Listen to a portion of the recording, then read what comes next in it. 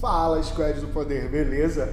Nesse vídeo nós vamos resolver uma questãozinha do Enem, a questão 48 do caderno amarelo, uma questão que fala de deslocamento de equilíbrio. Mas antes da gente resolver a questão, vamos relembrar aqui alguns conceitos relacionados a deslocamento de equilíbrio?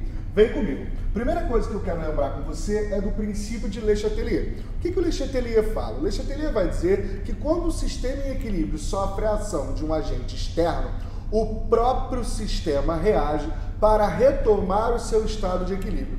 É tipo uma brincadeira de criança, o João Bobo. João Bobo era aquele bonequinho que ficava paradinho. Aí vinha uma criança, dava um tapinha no João Bobo, o João Bobo ia de um lado para o outro, de um lado para o outro, até retomar o seu estado de equilíbrio.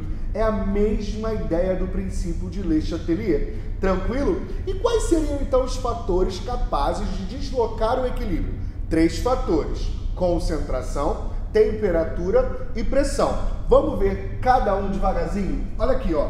Concentração. Quando eu aumento a concentração de uma espécie no equilíbrio, o equilíbrio vai se deslocar no sentido de consumir essa espécie. Se eu estou consumindo a espécie, eu estou então favorecendo, deslocando para o sentido contrário da espécie que teve a sua concentração diminuída. Agora, se eu diminuo a concentração da espécie, eu favoreço a formação dela. Então, eu desloco o equilíbrio no mesmo sentido da espécie que teve sua concentração diminuída. Tranquilo? Segundo fator, temperatura. Lembra, para cada temperatura eu tenho um estado de equilíbrio associado. Então, se eu estou alterando a temperatura, eu estou alterando o estado de equilíbrio, altero também o valor de Kc, altero a constante, e aí o equilíbrio vai o quê? O equilíbrio vai reagir a essa perturbação. Se eu aumento a temperatura do sistema, eu favoreço então a absorção de calor. Eu desloco o equilíbrio no sentido endotérmico. Agora, se eu diminuo a temperatura do sistema, eu favoreço a liberação de calor, deslocando o equilíbrio no sentido exotérmico. Tranquilo? Agora, pressão, terceiro fator capaz de deslocar o equilíbrio. Se eu aumento a pressão, eu estou comprimindo, favorecendo a diminuição do volume. Então, o equilíbrio desloca no sentido de menor volume. Agora, se eu diminuir a pressão, o sistema expande. Se o sistema expande, eu desloco o equilíbrio no sentido de maior volume. Beleza? Entendeu o resuminho? Então, questão na tela. Hipóxia, ou mal das alturas, consiste na diminuição de oxigênio no sangue arterial do organismo. Por essa razão, muitos atletas apresentam mal-estar, dores de cabeça, tontura, falta de ar, etc., ao praticarem atividades físicas em altitudes elevadas.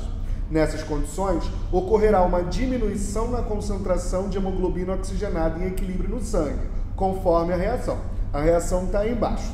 A alteração da concentração de hemoglobina oxigenada no sangue ocorre por causa da elevação da pressão arterial, do aumento da temperatura corporal, da redução da temperatura do ambiente, da queda da pressão parcial do oxigênio ou a diminuição da quantidade de hemácias. Vem comigo. Galera, se eu estou em altitudes elevadas, é porque a concentração de oxigênio ela é muito baixa, certo? Se eu tenho pouco oxigênio, a concentração de oxigênio aqui foi diminuída. Se eu diminuo a concentração de oxigênio, esse equilíbrio desloca no sentido de quê? No sentido de formar oxigênio. Para que eu forme oxigênio, meu equilíbrio desloca para onde? Para a esquerda. Equilíbrio deslocado para a esquerda está consumindo hemoglobina oxigenada. Beleza? Mas quando você vai nas alternativas, você não encontra exatamente essa informação. Você precisa lembrar o seguinte: se eu estou em altitudes elevadas, onde a concentração de oxigênio ela é menor, é porque a pressão parcial do oxigênio também vai ser menor, já que pressão é diretamente proporcional ao número de mols. Então, se eu tenho uma baixa concentração de oxigênio, eu tenho baixa pressão parcial do oxigênio. Desloco o meu equilíbrio para a esquerda, consumindo oxihemoglobina, diminuindo então a sua concentração no sangue. Beleza? Então essa foi uma questãozinha do Enem no nosso quadro Se Cai no Enem, tá no Química do Poder. Beijo, até a próxima!